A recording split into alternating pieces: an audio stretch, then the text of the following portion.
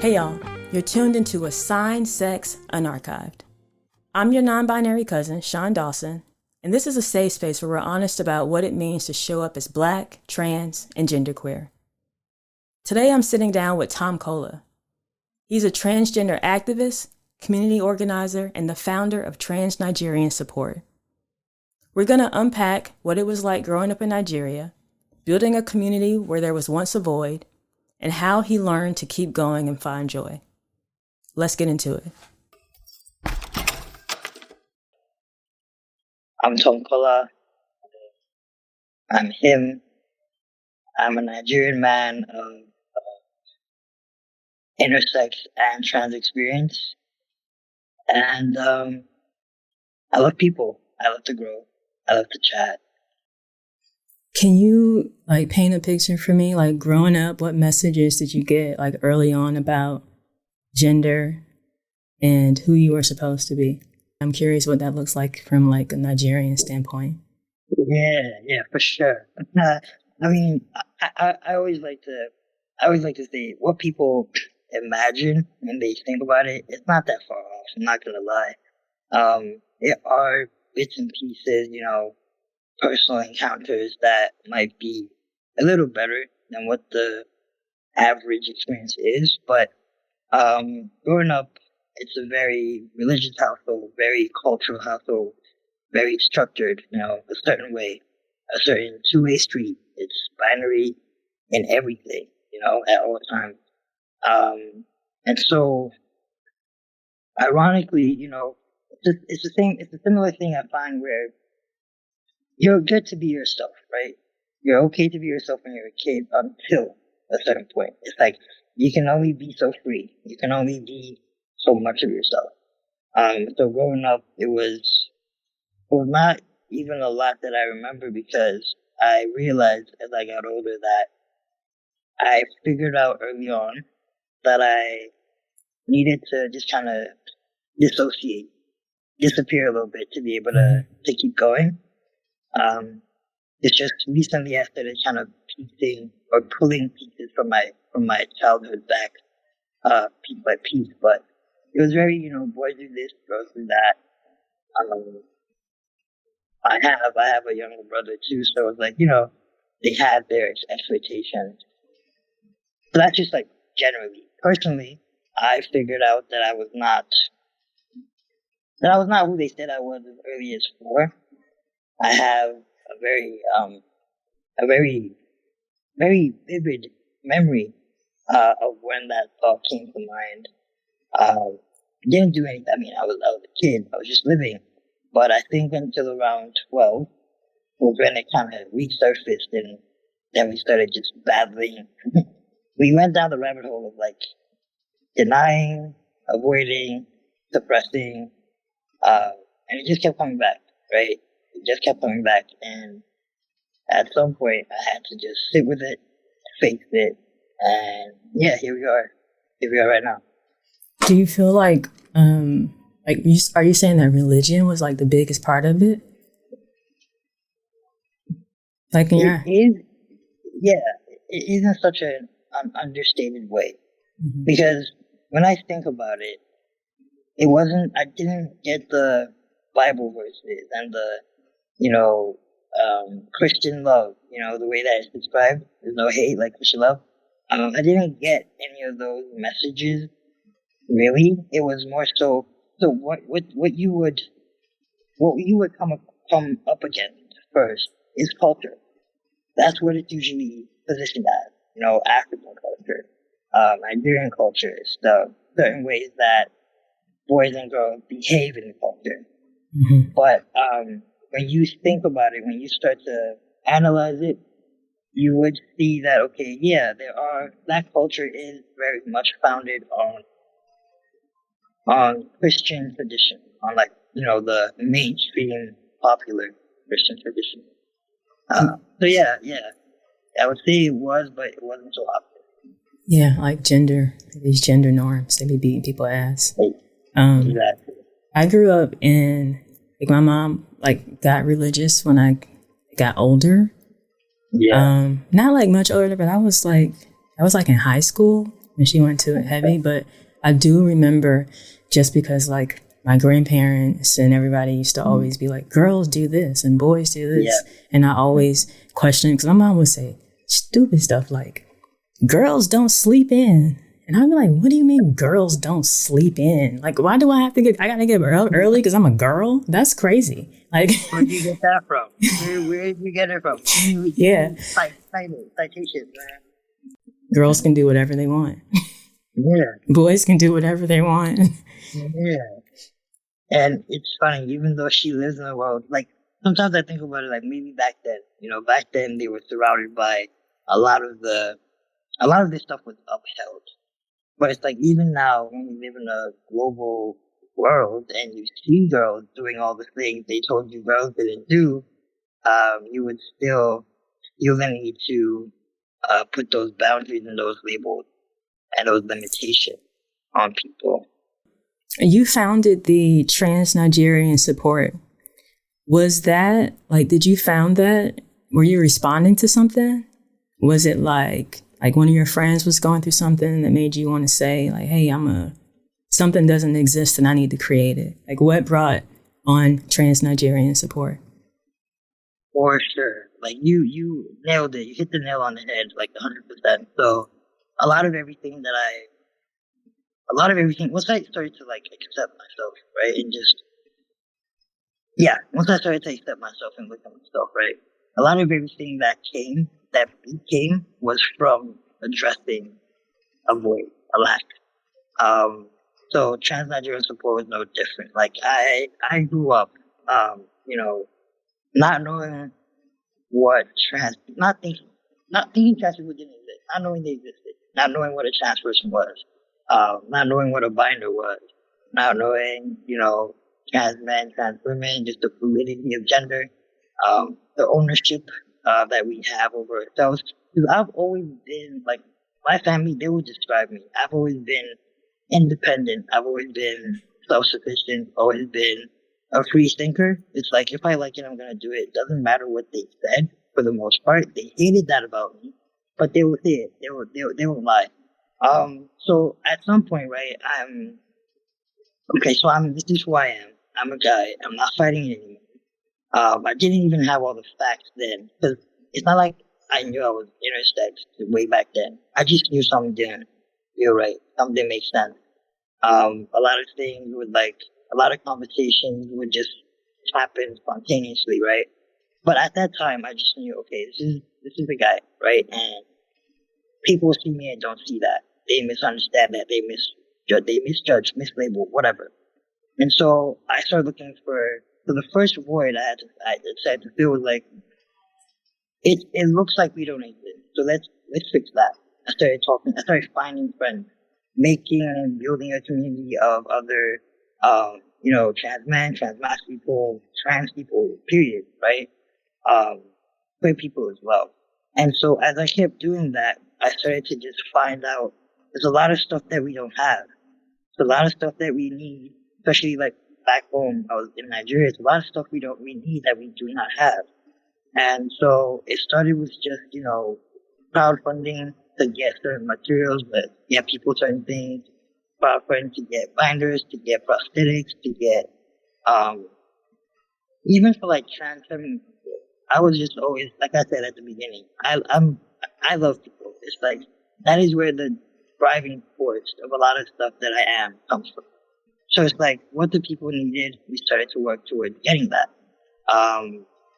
Literally, I would take a trip home once every year with as much stuff as I could carry, and so it could get to people that need it. So at some point in 2022, I figured, so that's when the idea of like, okay, if we can do this for social transition stuff, why can't we do it for more? Because then I started to learn from people that there's actually a way to transition back home. So it's like, I'm this grown ass person, probably in my 20s, and I never thought, I felt like I just didn't even believe that it was possible to get hormones safely in Nigeria. I had no clue. So the first time I heard that, I'm like, whoa, wait a minute. You mean that this stuff is in the country? We don't have to ship it in? Like, why is this not like more general knowledge? Why don't more people know this? Why don't more people have access to this? So, yeah, you started this conversations here and there, helping friends here and there. And then we figured, yeah, why not? It's, an opportunity for a grant. Like, fiscal, a financial, grant came through. And so it's like, okay, yeah, let's do this. Let's pitch this idea to them, get their support, and make it happen. And that's exactly what it was. It was like, we can do this for more people in a safer way too, because I'm sure, like, we're very good at being stealth in the trans mass community, but also just in the trans community in general, because we're so good at surviving against all odds. Mm-hmm. A lot of people, will figure out transitioning on their own with a lot of, just with whatever they can. We're not worrying about tests, lab tests. We're not worrying about being safe. We're more focused on like surviving and like getting to that point where this is who I am. This is what it's just the instinct is more survival and less safety. So that's what I wanted to just bring into the picture. People were already transitioning, right? It's just a matter of we can do this in a way that feels right for us, that feels safer for us, that feels more consistent as well for us. So yeah, like I said, you hit it right on the head, but that's just a bit of the backstory. It really did just come from a place of seeing a hole, wanting to fill it, and just having the people and the support, to make something that wasn't, to bring something to be, to bring something to be that wasn't. Yeah, you like built your own like support. Exactly. If they wouldn't support us, we figure it out. Yeah, you figure it out ourselves. Yeah.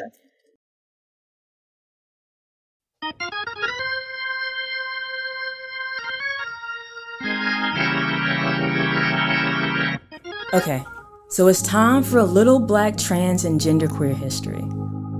Today we're centering the story of Georgia Black. Georgia was born on a farm near Galeyville, South Carolina in 1906, the thick of Jim Crow.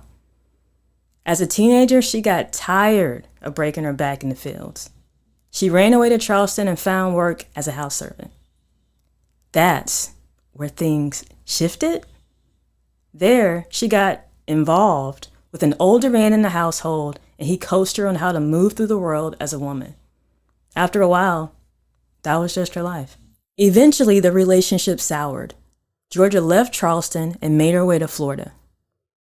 In Winter Garden, she met Alonzo Saby, a seriously ill man she nursed back to health, and when he recovered, they got married. While they're married, a cousin drops off a 3-week-old baby and disappears. Georgia takes that boy, Willie, and raises him as her own son. After Alonzo died, Georgia moved to Sanford, Florida, and eventually married again, this time to a World War I veteran named Muster Black. That second marriage, plus the son she was raising, anchored the life she built there. She did domestic work, joined St. James Methodist Church, became active in the Women's Missionary Society, and turned into the church lady everybody knew they could call when they needed a peppermint. In the early 1950s, Georgia got seriously ill and was hospitalized. During an exam, the county physician discovered she had male genitalia and reported it.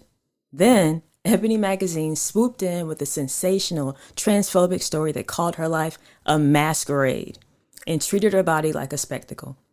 But Sanford is on something else. Her pastor was in the pulpit asking folks to pray for our worthy sister Black. A white couple she cleaned for said, "Georgia is a perfectly wonderful person." Another wealthy employer said, "I don't care what Georgia Black was. She nursed members of our family through birth, sickness, and death. She is one of the best citizens in our town." When Georgia died, the town showed their true colors. Black and white folks lined the streets of Sanford's Black neighborhood as her funeral procession passed, heads bowed, crying real tears. Then papers came out to make her a freak show, but the people who actually knew her chose something else: protection, gratitude, and love. Georgia herself had already told them how she understood her life. She said that fate intended her to be a woman and remembered her marriages as peaceful and lovely. So when we talk about Georgia Black, we're not just talking about a headline from the 1950s. We're talking about a Black trans woman who built a life, a family, and a respected place in her community long before there was legal language. A church sister, a caretaker, a quiet rebel woven right into the middle of Black Southern life. We remember Georgia Black. We honor her legacy because she proves, once again, that we have always been here.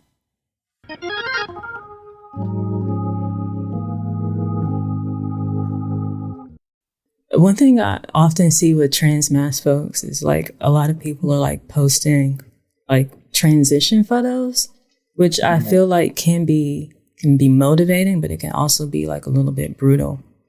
Have you ever found yourself like comparing your body to like other people's body on your timeline, and like how do you pull yourself back from that? Because I think a lot of people get stuck on like, I want to look like that, and we're all different. Yeah, that's real. It's real. Genetics is like you can do all you want, but some things you cannot change. Yeah. If you are gonna be bald, you're gonna be bald. Exactly.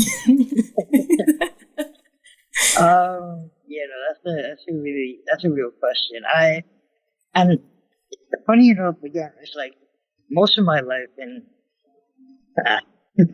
what just came into my head, I might need to unpack in therapy, but just thinking about how a lot of things that I've found myself observing and learning, it's more so from other people's experiences. Like, for the most part of my life, I've been just kind of away from my life. Right? Because for the most part, even though it really did look like I was present and I was having a great time, because I mean, if we look back at it, I have done a lot of things that I'm proud of, but just over time, I started to realize like I wasn't really even there.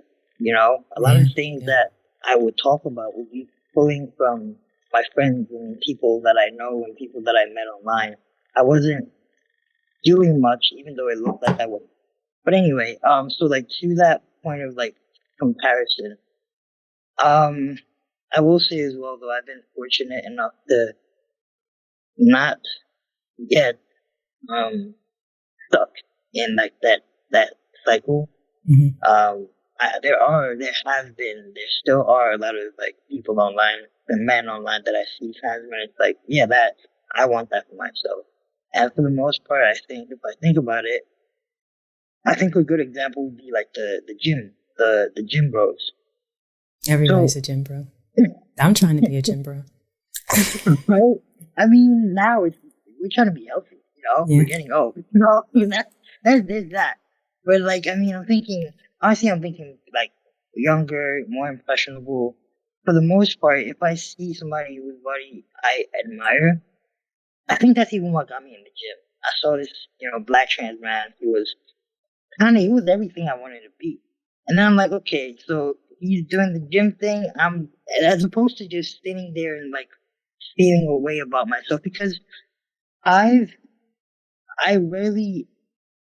trying to think back and make sure I'm not just, saying it because time has passed, but, like body dysmorphia, that's not something that I feel like, I ever really experienced. I got it. I did. Mostly but my dysphoria was from other types of things. It was like from my voice. It was from, more internal things, right? More societal things. So I got the concept, but like the personal body thing, it wasn't anything that I really did have to struggle with. For the most part, it's like I see it, I like it, and then it just I was able to turn that into motivation to get it, right? So that's what it was mostly for me. But I did notice, that there were people who didn't have that, they needed a bit more to feel better about themselves. They needed a bit more support to get out of those types of places. And so it was always just like, more so reminders, like you said, we're all different. We're all gonna do our best. And it's just a reminder that everybody is different. It's not even just like everybody, not just, physical, each and every one of us in so many different ways. So that's just what I used to do and just what I used to share. But I never really had that experience of like struggling with getting myself out of a comparison. If you could speak directly to another young trans man who's where you were, like, say, 5 years ago, what would you want him to know about, like, love, his body, and, like, the possibility of a future? The first thing that came to mind is, if you keep going, it always makes sense. If you're the type of, like, this is to the guy, if you're the type of guy that will keep going and keep trying and keep sight of what you want for yourself, it's gonna get hard a lot. Some days you'll feel like you're blind. Forget keeping sight. You feel like you can't see shit. Everything is dark.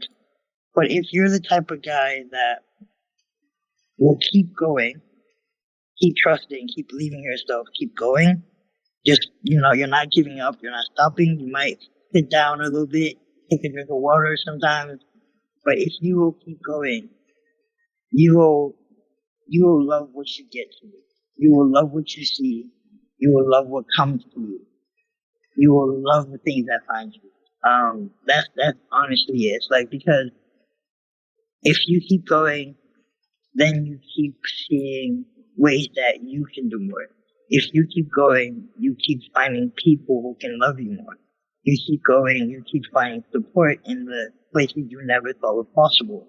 You keep going, you will find a version of yourself, right, that is so comfortable and confident in himself that all the things that life is built upon right now, if you were to lose it all tomorrow, you will get to a point in yourself where it wouldn't phase you.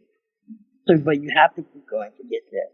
You have to keep going to get to whatever is better, because it's always better in front of you. That's something that we believe. And sometimes it's not even because those things are actually better, but I feel like it's more so that your mind gets to a place where you're able to identify things a little differently. You're able to put value into things a little differently. And so that mind shift is what really then gives you the life you want, regardless of what the physical really looks like. And so I've rambled to a 21-year-old. He probably stopped listening to me after like 30 seconds. But I don't think what you said was cliche at all, because I find that like most like trans men I talk to that are like further along in their transition, they say something similar, but yeah. I mean, it seems like also it just seems so lonely. So like you have to keep going, but it's like, how do you keep going? Like, are you like, how do you find joy? Like that, maybe that's the question I want to ask. Like, where do you find your trans joy at? Okay. So for me, right, I would say it has to be self. I mean, this is me, right? This is me. And again, I preface this by saying I am somebody, am somebody who loves people. Mm-hmm. Like I'm having fun if I'm with somebody, just one person I like, we're good, right? But it has to be self in the sense of like, so for me, for the longest time, all I had and like everything I did was from a place of, even though all I got right now is my social transition, all I got right now is these things that are not everything I want. I want a family, I want friends, I want supportive biological family, mm-hmm. all these things I wanted, but I didn't have. But keeping sight of myself, keeping sight of who I wanted to become, keeping sight of, so it's like in the hangout, in the queer gatherings, in even hosting your own events, like hosting your own hangout, hosting your own parties. Just finding things that when you think about them. So, for instance, if I think about top surgery, that makes my heart smile, right? And so it's like I'm keeping a vision of that for me, working toward that. So it's like how we keep going while we all agree that we gotta keep going and it's hard. It's those things that you want, those things that are possible, even though they feel impossible. Because, like I said, I'm here now, but I was a kid that thought it was impossible to transition in Nigeria. Like, I literally thought that's not something we could ever do. We have to leave the country to do this. So it's like, it will seem impossible a lot of the time. But for the simple fact that you have a mind as powerful and as beautiful as what we have as humans, and that is something you have envisioned, even if you don't do it, you can rest assured that somebody else out there is going to do it, and you can tap into that. You can work with that. You can grow into that with them. So yeah, it's self. It always has to emanate from self, right? Even if it's in parties, even if it's with your friends, even if it's your first binder, or you see yourself in the pack and it's like, this is what it looks like. Those things, yeah, but it has to just come from a strong sense of self where it's like, whatever it is that I see and brings me joy, I gotta keep up with it, hold on to it, and keep going.